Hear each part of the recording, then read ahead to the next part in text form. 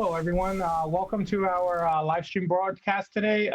Today is March day 11 of our coronavirus lockdown here in Philly. And joined me today is Jason. To our live stream broadcast today. Sorry, guys, about the echo. I forgot to mute the computer. Again, joining me today is Jason, and you guys already know Gershom. Hello, everyone. Hello, everyone. And we have James in the background as well, who's actually manning the computer systems and helping us broadcast this live stream to you today. So there's just so much to talk about today. So why don't we just go ahead and get started, right? Jason, why don't you kick it off? Yeah, I first of all, I'm hoping that everybody is staying home and complying to the order and staying healthy and staying safe. But with that being said, I'm kind of excited today when I woke up and seeing that there's a 15.9% drop in Bitcoin mining difficulties. Why don't you kick it off? So somebody forgot to mute their phone. But anyway, so what that translates into for all of our members is that we are mining more Bitcoins with the same amount of hash power. So that should be an exciting thing and exciting news for all of us who are mining Bitcoins here at VBit Technology. So with that, I guess by probably tomorrow or so, we'll be able to kind of tell exactly how much more Bitcoins we're going to be able to mine, because it is not a one-for-one direct translations. So 1% does not mean that you're going to be getting 1% more. So I'm kind of looking forward to what is this going to be. And also the Bitcoin price has rebounded a little bit, hovering around 6,700 today. So that's another exciting things to kind of celebrate about. While the stimulus package has passed, Don, I know you have something that you want to talk about that. That is just going to flood the equity market, and in the short term, we're going to see a pump in the stock market and the equity market. But I really believe that is also going to hurt us in the long term, because it's going to significantly increase the inflation. Right. Well, before we get into the long-term effects, right? Upfront and close and personal in the short term, there is going to be a positive effect for us, especially since most businesses are locked down right now, and not everybody has the leisure of working from home because they're simply not working in an industry that allows them to work from home, right? Just like the bars, the hospitality industry, the hotels. You actually have to physically show up to work in order to get a paycheck. So that's going to provide, some help for them. And I wanted to go into what the stimulus bill consists of, and kind of talk about how much money each person is getting and what the criterias are, and what other areas in the economy is going to get helped by this stimulus bill. So first off, under the new stimulus bill that is already passed by the Senate, still awaiting House approval and approval by the president. But I do foresee that it should pass pretty easily, probably today. If not today, then by early tomorrow. But it states that everyone's getting $1,200 per person, and for every child, you're going to get an additional $500. But there are some criteria to that. So the first thing is you only get that full $1,200 if your income is under $75,000 and they're going to go by your 2019 taxes if you have already filed. 2018, right? No, 2019 taxes if you already filed, and 2018 if you haven't already filed your 2019 taxes. Mm-hmm. So it's going to be $1,200 if your income's under 75,000, and it's going to be watered down, going all the way over 75,000 to 99,000. It's going to be watered down, and these are numbers for single people who filed as the single status, and numbers are doubled for married couples filing jointly, and anyone that makes over $99,000 a year per your 2018 or your 2019 taxes, depending on if you have already filed your 2019 taxes, then unfortunately we're not going to be getting any additional stimulus money. So Yeah, I mean, I think that's all good news for everyone. There's a lot going on, and just to know that at least they now, to my understanding, this is the first phase. I think there's some more stimulus bills that's in the pipeline that's going to be negotiated on. So at least the first phase is passed. We can look forward, to get some money coming out. Now the thing is, I'm not sure how soon that's going to get to us. Could be weeks. Hopefully, not too long. I read that they're saying if you have filed, like your taxes with direct deposit, meaning that your bank information is already on file with the IRS, you should be seeing the stimulus money within the next month or so. But if you had previously selected for a refund check or to just mail in your taxes by check to the IRS, meaning they don't have your checking account information on file, it's going to take up to 4 months in order for you to receive it. Wow, that's a long time. A lot can happen in 4 months. So hopefully, most of us, do have some kind of information on file. We can send it to us as soon as possible. So a few things that I realized that I like with this stimulus package, as it pertains to the corporation. There's some stipulations in there that corporations are not allowed to use the stimulus money to do stock buyback. I think that's a good thing. They also cannot use it to, pay out fat bonuses to the executives. I think that's also a good thing, because oftentimes we get in these situations where corporations run amok, they get themselves in a crunch, and then the government comes in and bail them out, and then they use the money to, buy back their stocks, so they can get more bonuses, give bonuses to the executive and so forth. So I think it was a good thing for them to have in those bills where the corporations cannot abuse this bailout money. Yeah, that's good oversight is always a positive measure. Like besides the personal stimulus money, because I know some of our members and some of our viewers are actually small business owners as well, who is probably heavily affected by this coronavirus lockdown. So for all you small business owners out there, they're approving a $350 billion measure that is in the form of small SBA loans, and you can go to your local bank or a approved SBA loan provider, a financial bank. Most of your major banks like JP Morgan Chase, Wells Fargo, Bank of America, Citibank, they're all approved SBA lenders. So you can go to them directly. And what is so great about this small business loan that's a part of the stimulus package is part of it can be forgiven. So part of it actually becomes free money. This stimulus money is meant to, keep your small business in operation after the COVID-19 lockdown has ended, right? Can you give us a little more information, Jason? Do you know the details? Well, so the exact detail is still being actually wait for the Congress to be approved, right? Mm-hmm. So I actually talked to my banker yesterday and this morning. They don't have a whole lot of details yet. However, at the high level, you can expect that part of that money can be forgiven, and that part is used if you're using it to kind of keep your employees intact. Now, there are no specific detail as in, how many percent of the total employees you have to keep in the payroll in order to qualify. But it is nice at the service or at the high level that, I run, several small businesses, and I have, altogether over 10 employees. So that would be a nice assist, right, to kind of help transition, because I'm keeping all of my employees, at this time. And it will be very helpful to be able to qualify for that loan. And especially part of that will be forgiven. So there's very minimal disruption in terms of the workforce or the employee base within the company. So.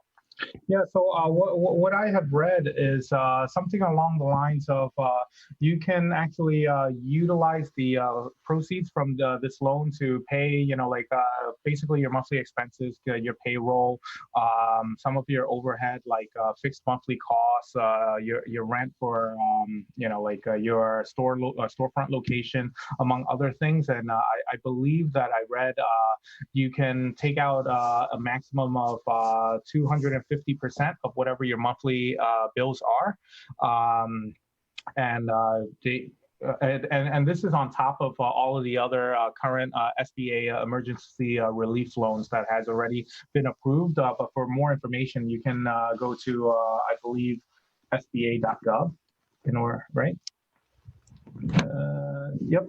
You should also check with your local, state, and city municipalities to see if they have anything in addition to this particular SBA COVID-19 relief stimulus. So I did see that a lot of different states have already set up their own, funds to help out the small businesses in their states as well. So definitely check with your state government too. I know here in Pennsylvania, they set aside, I believe it's like $50 million in funding for small business owners in that's operating businesses in Pennsylvania as well.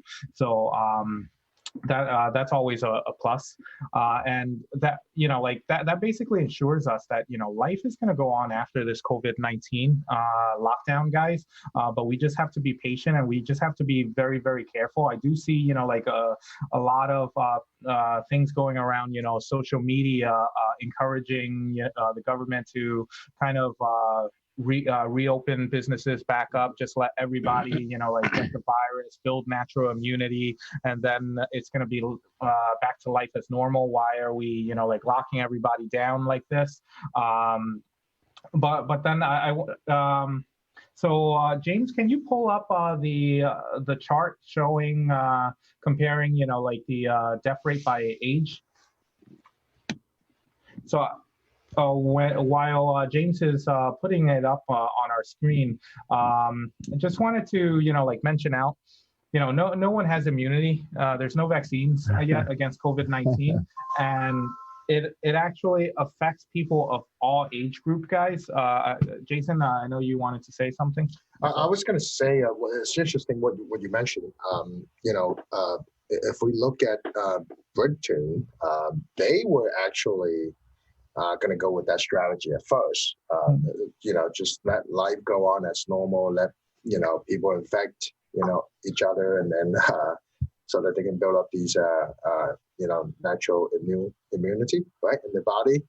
However, I think after they look at the statistics and then they realize how many people are actually going to die from it, then they decided to change course, and now they are actually actively doing and enforcing these social distancing and self-isolations laws and regulations that they just implemented. So glad to see that.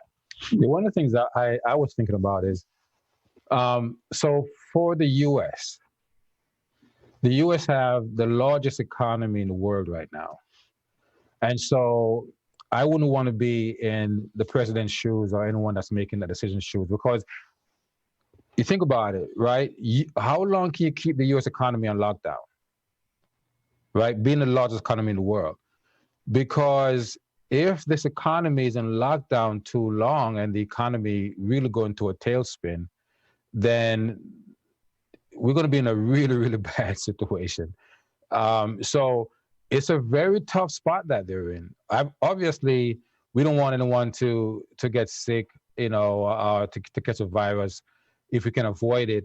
But at the same time, how long can you keep this economy in lockdown? And that's the question, because once the economy goes into a tailspin, it's going to be very hard to get back on track.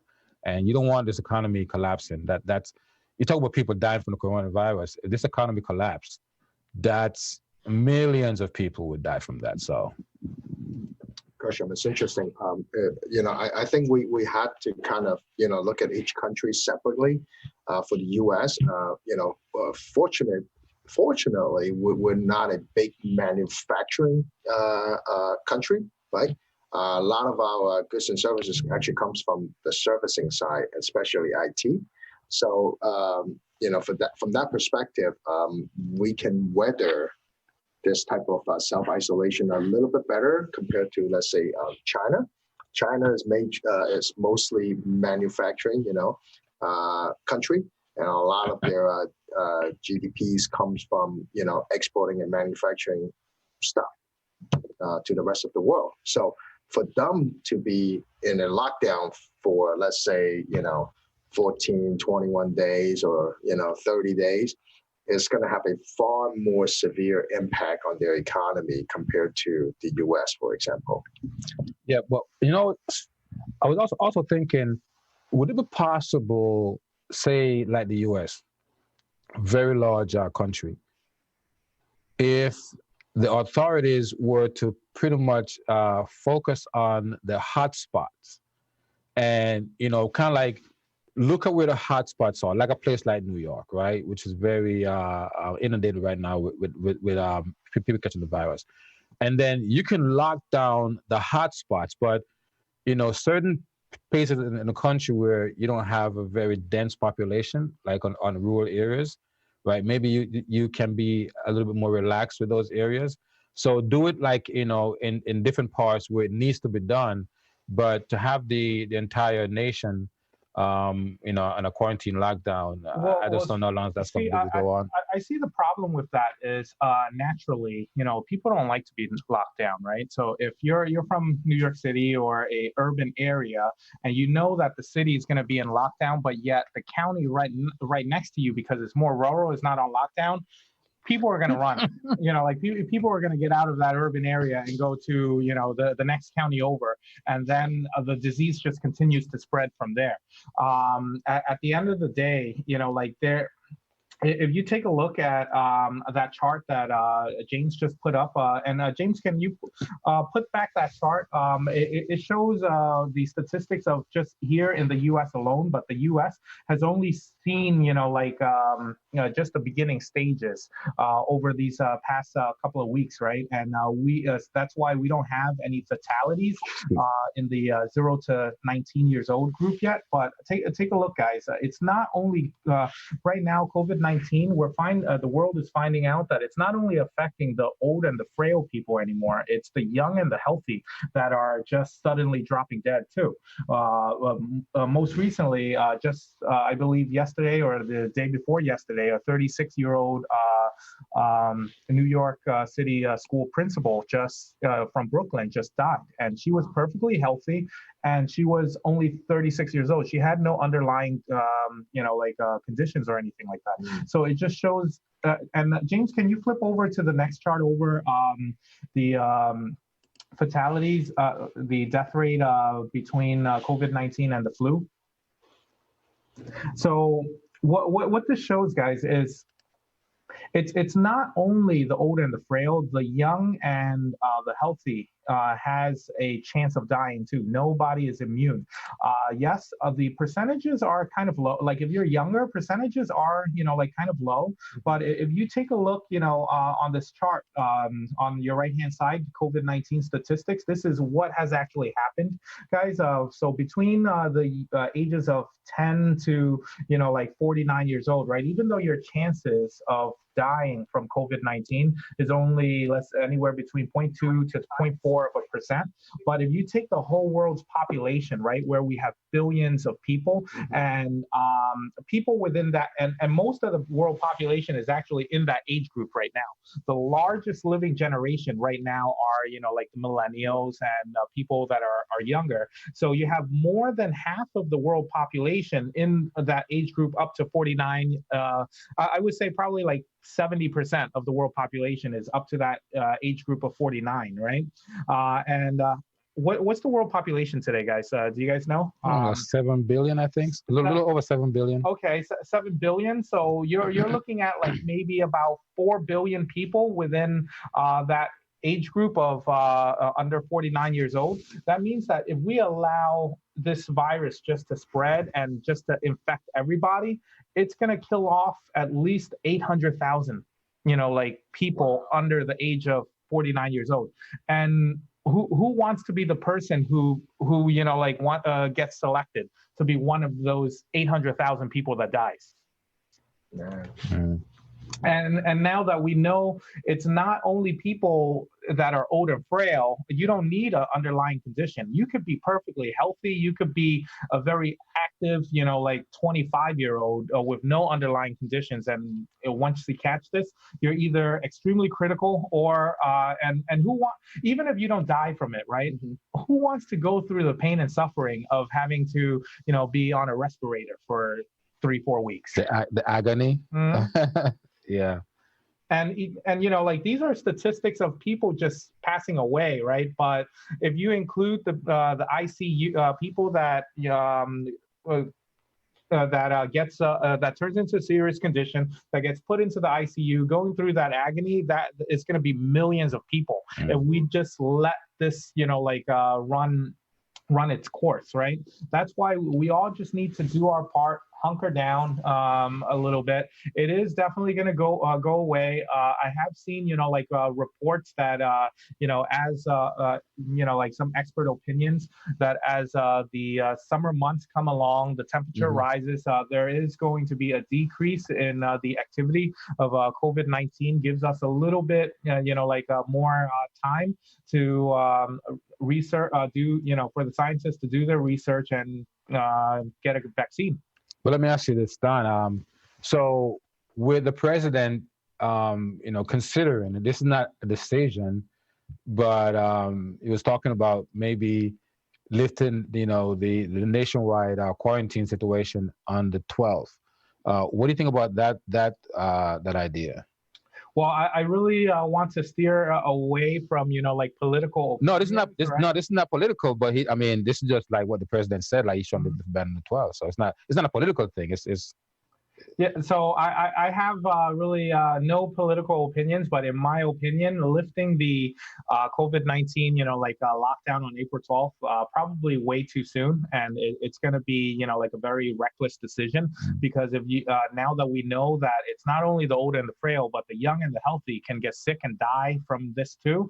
Getting everybody back to work on April 12th, you're pretty much saying, okay, I'm okay with hundreds of thousands of people dying. And, at the end of the day, no amount of money can really suffice even one life. Because, money can always be made, right? And I really feel like there's a silver lining under all of this, too. Because during this lockdown, with every crisis comes an opportunity as well. And so far, I've seen, true generational wealth has always come from crisis. Because in a time of, just a normal economic standing, business as usual, the only real way that you get far ahead of your peers are just through you either being extremely, extremely smart, having an extremely unique idea, or you're lying, cheating, or stealing. And, I don't want to put it in those negative terms, but that's really the truth. The only way for you to get ahead during business as usual times is either you have to be exceptionally smart, top, 1% of, you're not smart as in, book smart or your IQ has to be smart, but just your mindset, your train of thought has to be a lot different than what, the average person is. Or if you're just an average person with an average mindset, then if you're, going out there making substantially more money than the next average guy, then you're either lying, cheating, or stealing. And correct me if I'm wrong, but that's kind of my sentiment, because my sentiment is, of course, there's always room for opportunity in any economic cycle, be it in booming times or in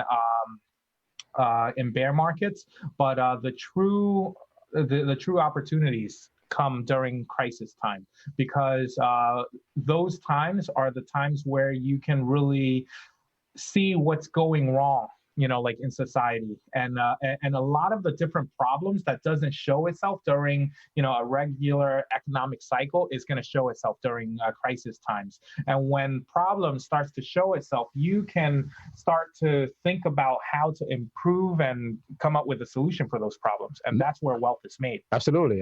One of our greatest investors of our time, Warren Buffett, have a couple of sayings. One of them, he says, when the tide goes out, you can see who's not wearing the shorts, right? And so when you have these situations, where we're in crisis, you can see the companies that are mismanaged. You can see the companies that, their leadership wasn't, pretty much doing the right things. And so these are great time for opportunities. He also said that, be fearful when everyone is greedy, and be greedy when everyone is fearful, right? So these are times when everyone is afraid, and we don't know what's going to happen. But as it relates to the economy and investment opportunities, these are the times where you can find really good companies that are on the cheap in terms of investment. Because like Don says a couple days ago, the underlying fundamentals of some companies haven't changed. Their fundamentals haven't changed, right? But it's just that we're in a crisis right now, and when you're in a crisis, everything take a hit. But you can find a lot of companies that their stocks are cheap, that you can actually get in right now, and when everything gets back to normal or we can get into recovery, then you're going to have a really big gain on your hand. Mhm. And one of the silver linings that I see behind this COVID-19 lockdown is you really get an opportunity to sit there, think, think about your life, think about where you were in the past, where you are now, and really think about where you see yourself in the future, or where you want to be in the future. And that brings me to one of our talking points for today, right? This is a question I want to pose to our viewers right now. If anyone can just write it out in the comments, either on Facebook or YouTube. What do you think the definition of rich is? What makes a person rich? Is it because they're driving? They have a lot of cars. They live in a nice house. They have a lot of money, or what is your definition of rich? And we're gonna circle back to that, in a minute, just to give you guys a minute to write it in the comments. Please, guys, if you can, just let us know what your view of a rich person is. Like, how do you define being rich or being wealthy?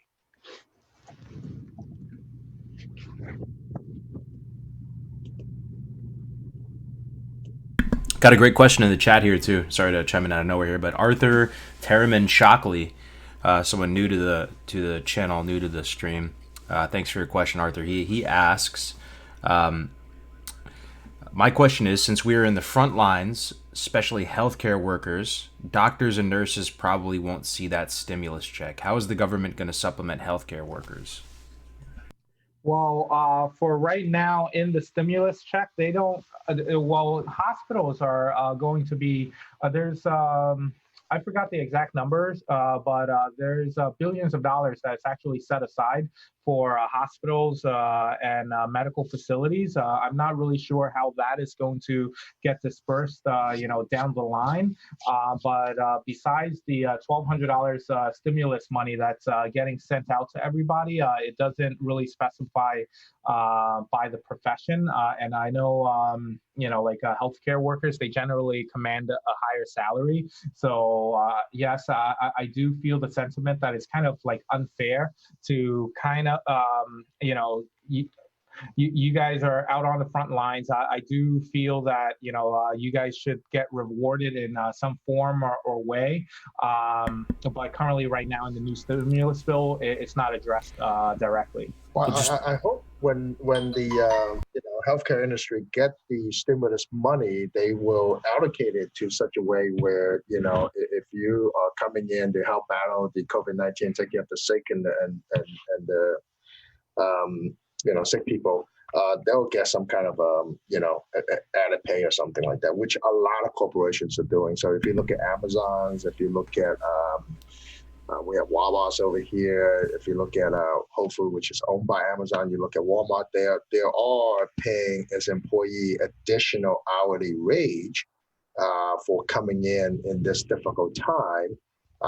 in taking care of and fulfilling customers' orders. So I'm hoping that when the hospitals or the healthcare system, when they get that stimulus, package, they'll allocate some of that money towards that fund. Mhm. Okay, so hey, James, did you get any comments about what people view as rich or how they defined rich?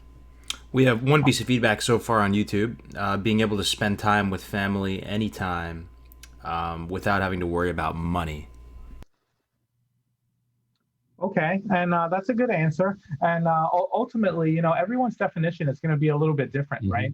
But I have posed this question to quite a few people, and the majority of the responses that I get back is, they see a rich person as someone who, just has a lot of nice cars, like lives in a nice house or has a lot of money, either, like a millionaire, like has 5 million, or a billionaire who has $1 billion, something along those lines, right? So the higher the net worth of a person, the richer they are. Do you guys agree Sure. to a certain point? Yeah, yeah. I think so. Yep. Mhm. I think one of the really good ways to gauge someone's wealth is, if you get to the point where your passive income exceed your living expenses, then you probably are going to be pushed in that, rich category. But I'm assuming that there are probably various levels of rich, right? Mhm. So, for example, someone could be worth $5 million, and you probably consider them rich. But then you have someone else who may be worth $5 billion. That's another level of rich, right? Mhm. And for some people, $1 million to them is rich.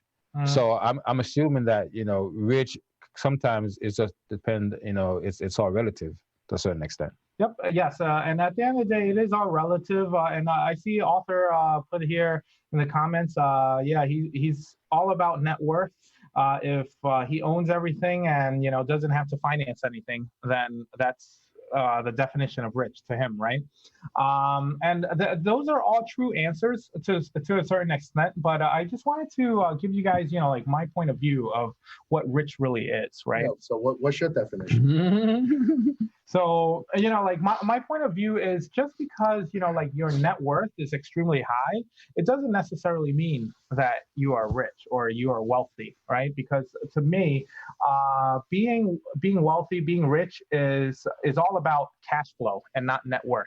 Because let's say, if a person lives in a house that's worth $5 million, right? Most people will consider that rich. You're able to live in a house that's $5 million, but to maintain a house that's $5 million, you probably have a monthly expense of, let's say, $50,000 or $60,000 or whatever it is on top of like your food expenses, your living expenses.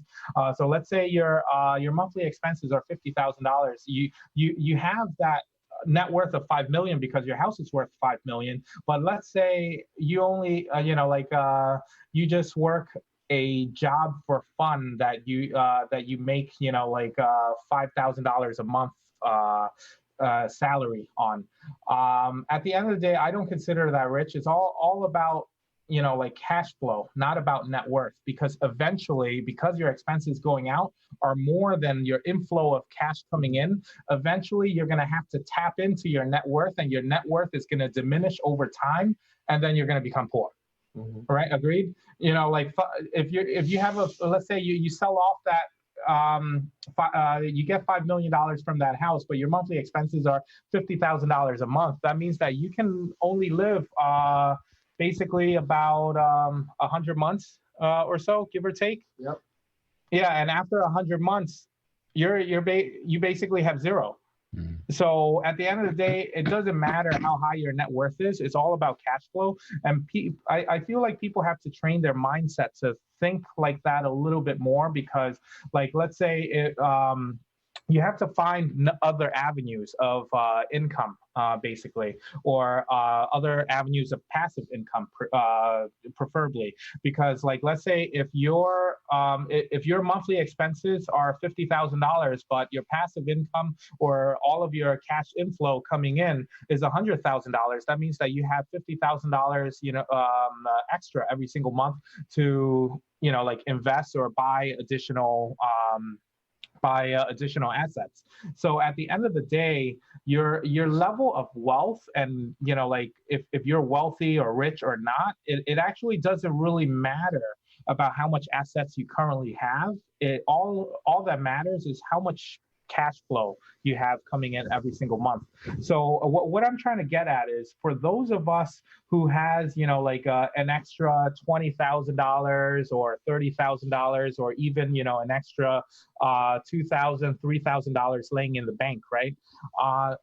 Don't just save, that $2,000, $3,000 in the bank, because even though it adds on to your net worth at that time, over time, even if it's not, like, in US dollars directly, but let's say it is, right? Over time, due to inflation, your US dollar is not going to be worth as much already. But let's take the inflation factor, like, out of the picture, right?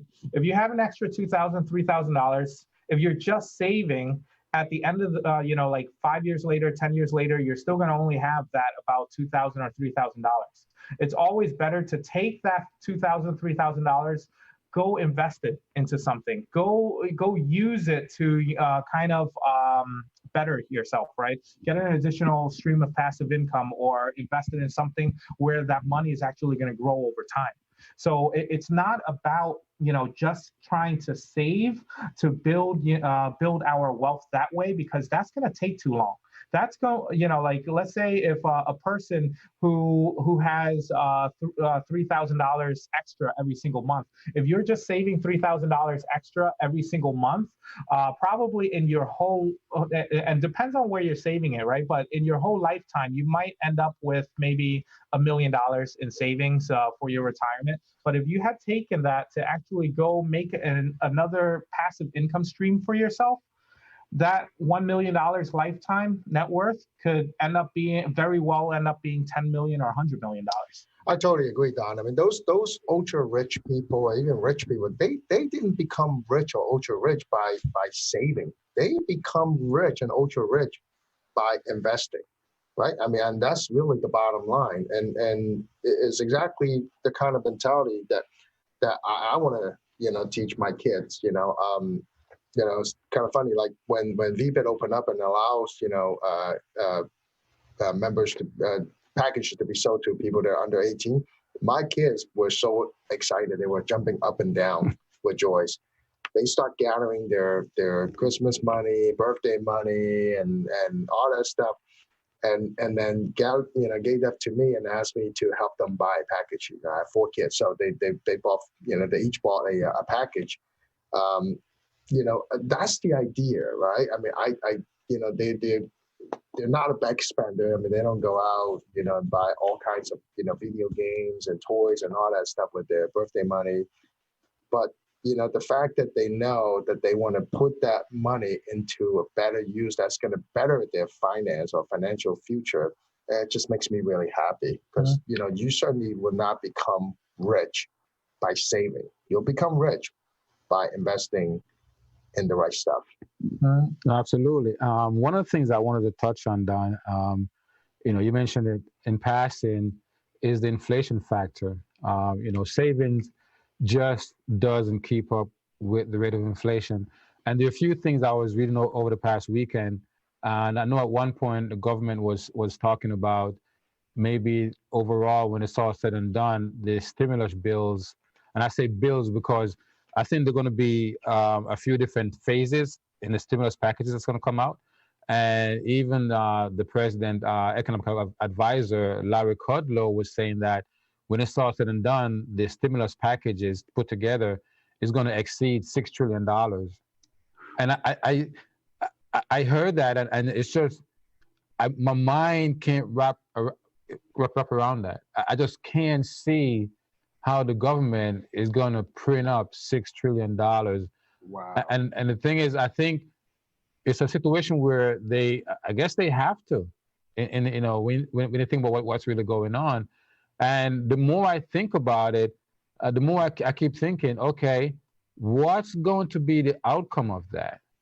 You know, and I don't think we're going to see the effect of that immediately in terms of the damage that it's going to do. I think immediately, you know, yes, business gets open back, people go back to work, but what is that going to do to the purchasing power of our currency when government is talking about printing up $6 trillion to pump to the market? And that's one of the reasons why. James, do me a favor, if you can pull up that video that I sent to you earlier. It's not long; it's about a minute long. But I have a video of Alan Greenspan about 10 years ago. He was in front of Congress, and they asked him the very same question, and he said, "Look, you know, we can print as much money as you want. That's not a problem. The problem is the purchasing power of that money once we print it up." And you know, I keep thinking about that, and that's one of the reasons why you know what you guys are saying as far as investing. You have to figure out a way to invest if you want to save your future. You know, if you're saving thinking that you're going to, you know, have a comfortable retirement, that's not going to happen. And you know, I know Don mentioned a figure earlier of $1 million. What use would $1 million do for you if, you know, the cost of a loaf of bread is like $500 or $1,000, right? And those are the things that happen in hyperinflation. And with the government, you know, basically telling the world that, look, we'll do whatever, we'll print up as much money as we need to, you know, to basically save the economy, if you will. At some point, there's going to be a price to be paid for that. And I think that price is going to be hyperinflation. And, you know, from all the history I've read, in terms of, you know, in Germany, Zimbabwe, even recently in Venezuela, I can't even stomach the idea of the U.S. economy going through hyperinflation. But if we keep doing these things, that's exactly what's going to happen. And so that's one of the reasons why when I first learned about Bitcoin, you know, I didn't have a choice. I have to look into it. And then once I start looking into it, and the more I look into it, the more I realize that this is something that I want to be involved in a big way.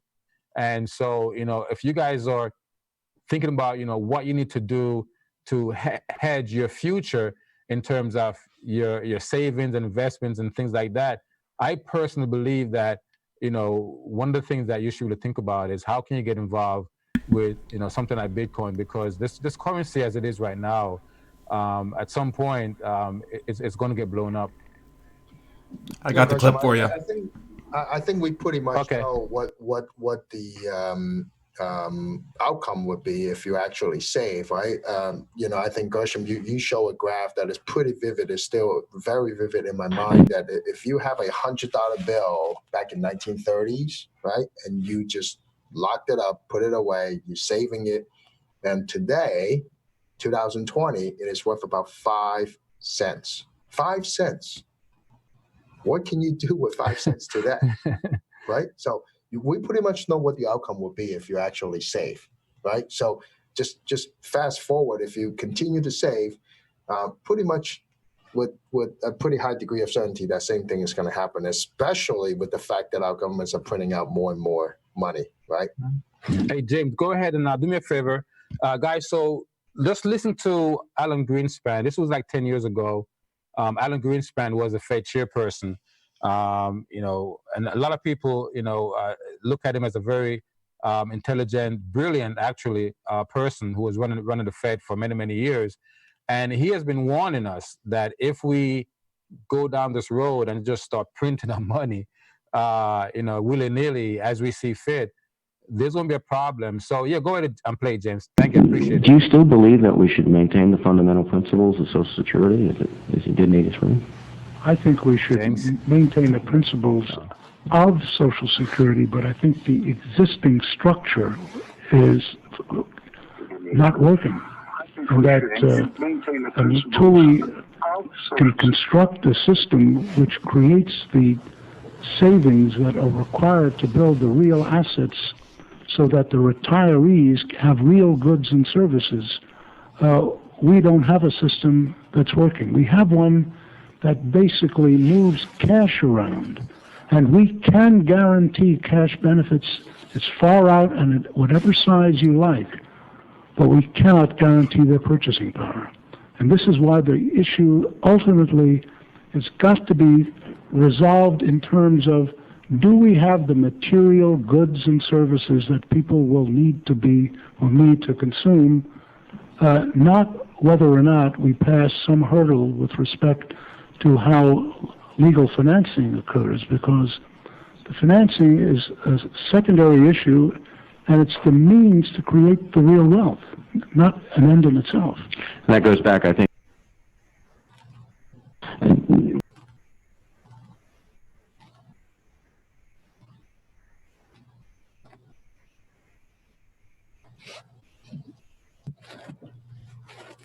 All right. So thank you, James. So, my thing is, I just can't help but thinking about what's going to happen to a currency. And as I talk about Bitcoin, so all the money that the government is going to pump into the system right now, including the money that they're going to send to each individual, I believe that at some point, some of that money is going to find its way into alternative currency, if you will, like Bitcoin. I think, what you're going to see in the not too distant future, I think you're going to see Bitcoin and gold kind of battle it out for true purchasing power in terms of saving your wealth and so forth. And then I think at some point, I think you're going to see Bitcoin decouple from gold. But to me, right now, this Bitcoin was made for these times. And I know I was talking to a CEO not too long ago, and his projection is like, 2021 is the year when we're going to see Bitcoin just go berserk. And I truly believe that, because as this hot money, that they're printing right now, as this hot money works its way through the system, and our dollar start losing its purchasing power, people are going to start realizing that, and they're going to start look for other avenues to save their purchasing power. And I think it's going to be gold, it's going to be Bitcoin, but I think Bitcoin possesses so many other advantage over gold that eventually I think Bitcoin is going to be the one that's going to win out. Gold will still be around, it's not going to go anywhere, but I think in the long run, you're going to see Bitcoin as a true hedge against hyperinflation. So I'm glad that I'm involved with Bitcoin and what we're doing here. And I really, suggest that you guys look into it seriously. I mean, just to piggyback off of that, right, Gershom, my train of thought is, Bitcoin has all of the advantages of gold and the US dollar and fiat currency, but none of the disadvantages. It's basically a hybrid between both. And right now, you still see a lot of people putting their faith into, gold and stuff as a safe haven asset. It's because it's been around for much longer. It's been around for thousands of years. It has, other uses as well. But as a safe haven asset, people are just so used to it because it's been around for thousands of years. And the majority of the people who actually have their money in gold are the older folks, right? Because that's what they grew up with. Bitcoin is the new kid on the block. People don't really truly understand it yet. But and especially the older folks, they're not as tech savvy, as the younger generation. So eventually, as time progresses and the younger generation, the millennials now are the generation that is the mostly populated living generation right now. Eventually, as time goes by and the older folks pass away, not to say anything negative about older folks. I love you guys. But eventually the truth is nothing is guaranteed except for death and taxes, right? Death is going to come one day, and as the older generation passes on and the newer generation, the more tech savvy generation, becomes the dominant generation. I'm going to I would expect to see, and I wouldn't be surprised at all to see gold start to kind of slow down its growth compared to Bitcoin, and Bitcoin really taking off. And I mean, Bitcoin is already the best performing asset over the last decade, and there's no dispute about that. You can't dispute historical data, so it doesn't matter what all of these other people are saying about it, all the negative bashing or whatever. If you take a look at the historical data, there is no denying that Bitcoin is basically here to stay. It's so resilient. Each time it corrected more than 50%, which it has done tons of times already. It came back, and it came back even stronger. And so to that point, right? I really see this as this COVID-19 lockdown. There's a silver lining, like I was saying earlier, because it gives us the opportunity to really reflect on where we have been in our lives, where we are today, and where we want to be. And especially for the people who have a little bit of extra money, especially with the extra stimulus money coming now. And I know some of us are going to need that stimulus money to pay your bills or pay whatever expenses that might arise, right? But for there's going to be quite a few of us who that's just going to be extra cream on the top of the cake, right? Just extra money that at the end of the day we're going to either decide to save it in our bank, go out to buy, new shoes, new bags, new clothes, or ultimately invest it into something that would better our lifestyle over the long run. And I really feel option C is the best way to do it. Take this extra money to really invest it into yourself. No, don't think of it as, investing into Apple. Don't think of it as investing it into Google or investing it into, VBit or whatever it is, right? At the end of the day, it's always investing in yourself. Whatever you do, you're investing in yourself. Even if things don't work out the way that you expect it to, right? Like for me, even though I have the blessing of starting really young, but I do have my ups and downs in life as well. I do have my mistakes. I do have my failures, and each time when I failed, I don't really look at it as a failure, regretting it. I shouldn't have done that, because with each failure, you're going to learn something new. You're going to pick up a lesson here and there that's going to help you improve for the next time that you try something. And you're going to, really understand what to look out for, what to steer clear of. And that's going to enable you to achieve that next big success in life. Because life is not about, just a 100-meter dash or, like a sprint to the finish line, right, guys?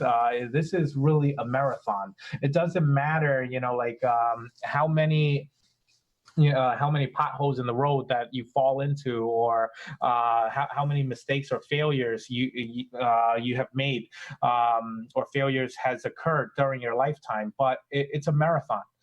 Each failure is going to give you a lesson. Each failure is going to make you stronger for the next time, and really train your mindset and train your mind to kind of look out for certain things, avoid certain things, and what to embrace as well. And I really think, with this COVID-19 lockdown, right, we have a lot of time to reflect.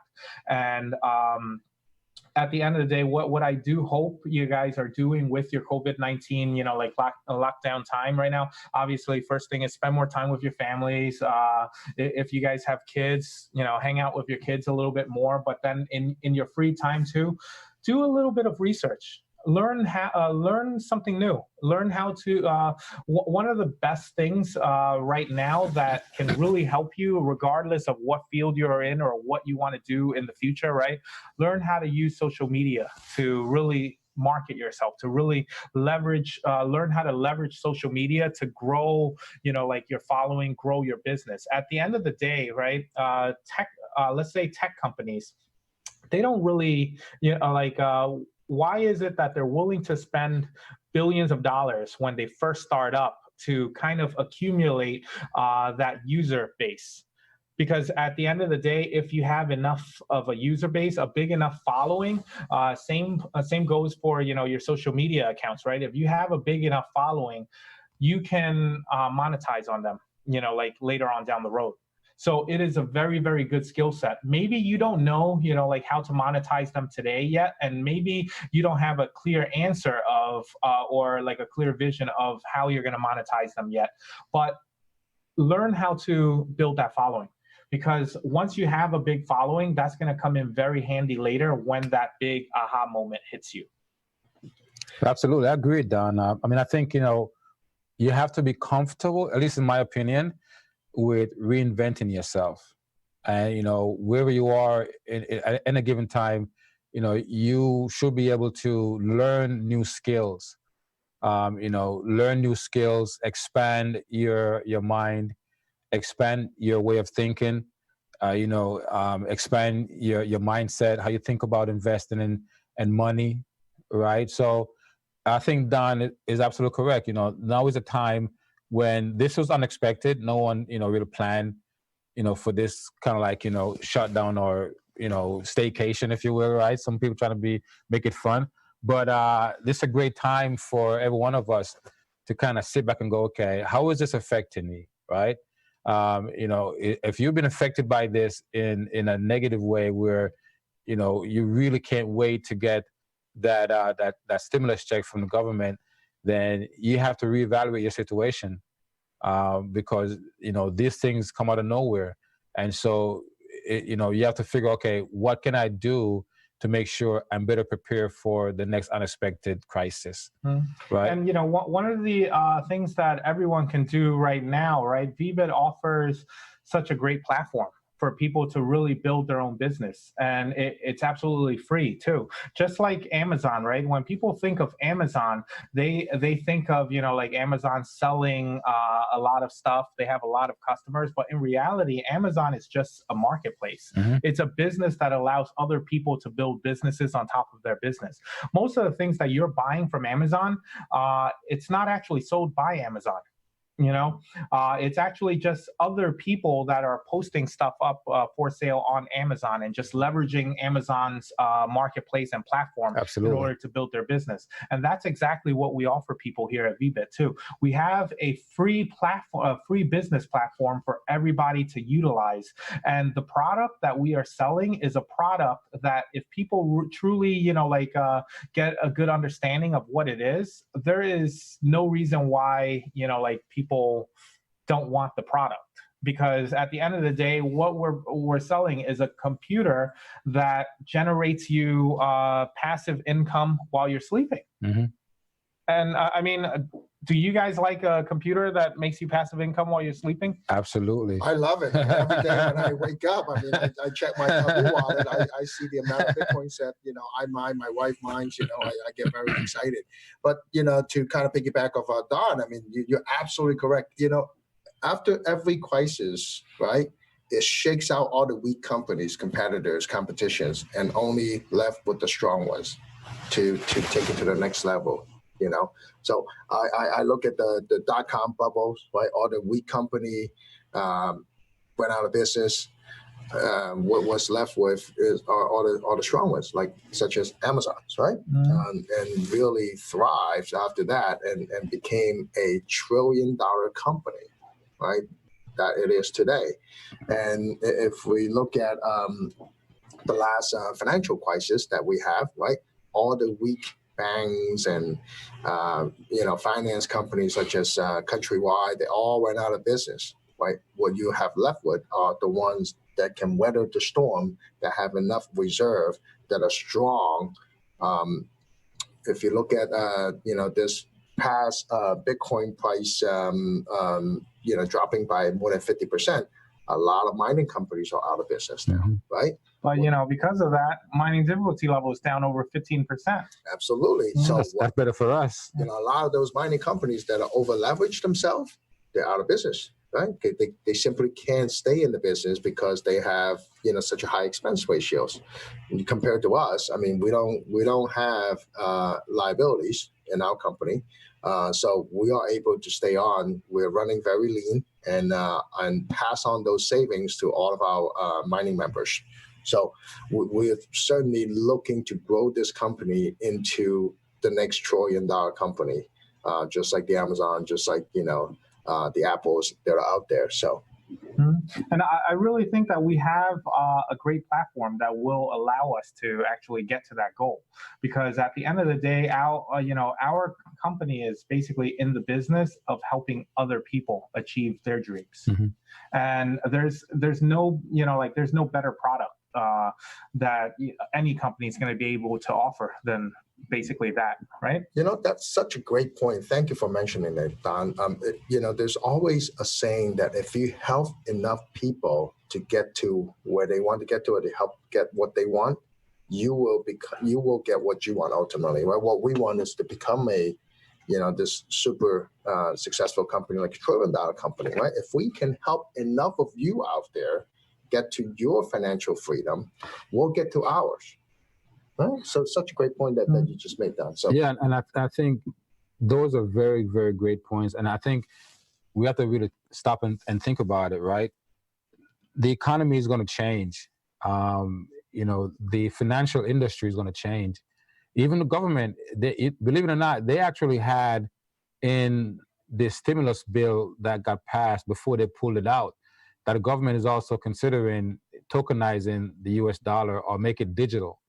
And and also requiring everyone to have a digital wallet.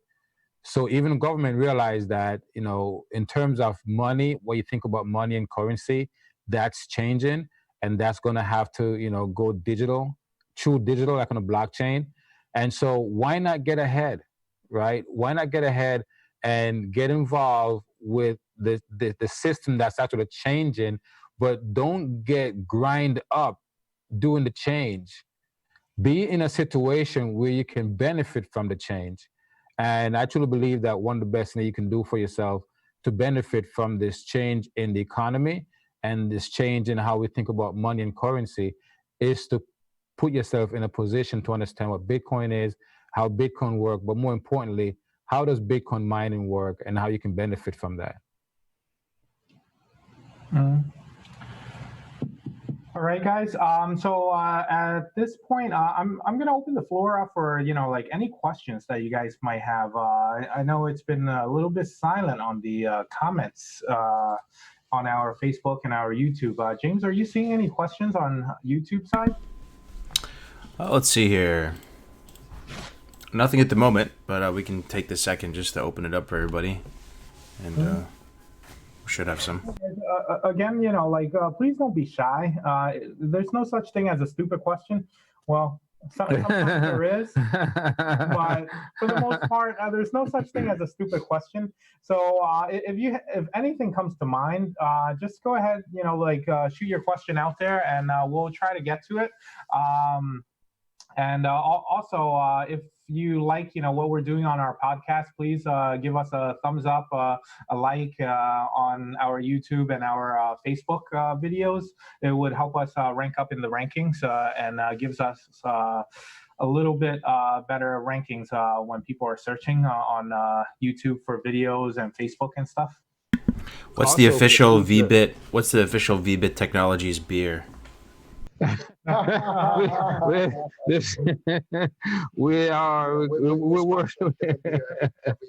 testing them all out. We're gonna choose one. We're testing them out. So now we even got VBit Technology stickers for all of us. But today, I can't even pronounce this word. What is this word? It's summer candy made by Linenfugels. Linenfugels. Well, it's like a German word or something. I don't know. I don't know. but it's a great beer. Yeah. What I was gonna say is also for you guys in a social media space, if there's some things that you like for us to discuss and talk about, drop it in the comment, and we'll make sure we talk about it on next live stream. So. Just one quick comment. I mean, yesterday I was talking to a friend of mine who's I'm trying to prospect, right? And one of the comments that came from that person was that, oh man, Bitcoin is such a energy sucking, proposition, right? Because it takes a lot of electricity to verify all these transactions. So he's saying, oh, it's just not worth it. Now, I told him, I said, do you think, the US pennies are worth it, right? Did you know that the US government, spend an average 1.6 cents to make every one penny? So we're spending more money for every penny that we're generating. So from when I mentioned that to him, it kind of put things in perspective, right? It just, for us, at least for the Bitcoins, we are, keeping the energy cost lower than the price of the Bitcoin. So from that, economics, it makes more sense than the U.S. Mint or U.S. government trying to print out, the pennies when they try to mint the pennies that is currently in circulation. So. Got a question from Liu. Liu's asking, not sure if this is the right question for this, but since the difficulty dropped, should we be expecting getting better hash power? And there's also another question from Arthur. Do you think this mining places will utilize solar energy one day? I think, yeah, mining facilities in general. Yes, solar energy is already being utilized in the mining industry. And we are also, always looking out to on different ways on how to make our data centers more greener as well. And just to say something about Jason's comment earlier about Bitcoin being too energy, it consumes too much energy. Did you know that, in order to keep the fiat currencies around the world, operating and to process all of those transactions, the banks, all the banks, data centers and computers that they're running the transactions, it actually uses about 100 times more electricity to keep the current monetary system running than Bitcoin is taking up today. But no one ever talks about that. Yeah, but nobody ever talks about that. That's amazing. But also, part of the energy consumption for Bitcoin, that's built into the security of the network. That's why you can actually confidently say that Bitcoin is the most secure network in the world, and part of that, comes from the energy consumption. So it's kind of a trade-off, if you will. Mm-hmm. And so I think it was Lou who asked with the lower mining difficulty level. Yes, with the lower mining difficulty level, starting from tonight's credit into your Kaboo account, you're going to see higher Bitcoin mining outputs as well. So for those of you guys who are currently a customer already and has a Kaboo account, definitely go on tonight and check out how much more you're getting tonight as compared to what it previously was. Yeah, so Leo, just a follow-up, you get this, your hash power stays the same, right, in your account. It's just that, with the same amount of hash power, you are able to mine additional or more Bitcoins. Mm-hmm. Also, Amy Smith, shout out to Amy Smith over on the YouTube side of things, just a nice comment saying, I just want to thank you, VBit Management, for doing regular webinars, live streams to inform and educate us all, providing updates. Your effort is really appreciated. Awesome. Thank you. You're welcome, Amy. Thank you. And just a shout out to Ted. Ted, I like your comment. Being rich is to help someone. It's being able to help someone. Absolutely. Yes. Right? I agree with that, Ted. 100%. And I really think that is basically the highest level of being rich, right? Because I don't remember the exact levels of life, right? Recall, seeing this chart previously, where the first thing is basically you're in survival mode. You're just trying to make enough money to put food on the table or get all of your necessities. Then you're looking to once you make a little bit more money, you're looking to basically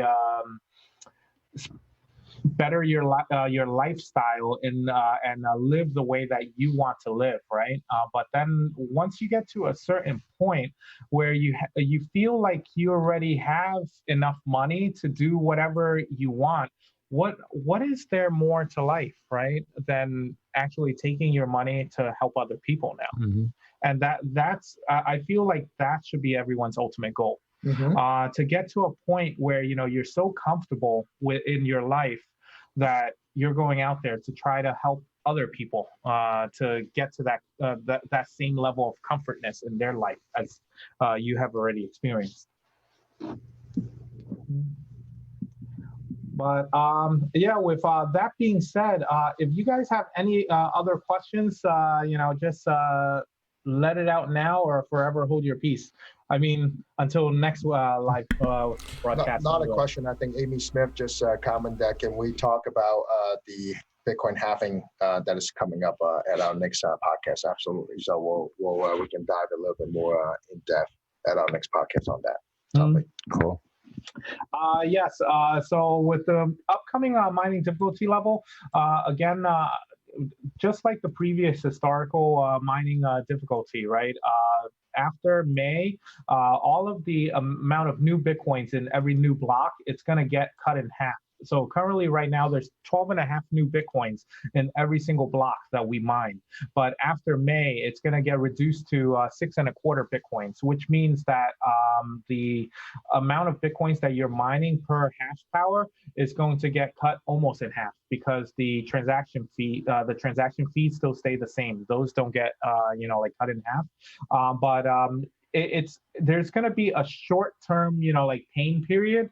But we do, with VBit Technologies, we do have a low enough electricity rate where we can sustain through that and keep, keep everybody above water and keep everybody profitable during that time period too. Eventually, with that reduced Bitcoin mining capacity, with the amount of Bitcoins each hash power is able to mine, getting cut in half. All of the mining facilities that has higher electricity rates, eventually they're going to turn off their machines. And then the mining difficulty level is going to decrease for us to actually mine more Bitcoins, just like what's going to happen today. So if you take a look at what happens tonight in your Kaboo account, you're going to get a pretty good idea of what's going to happen after the mining halving takes place, right?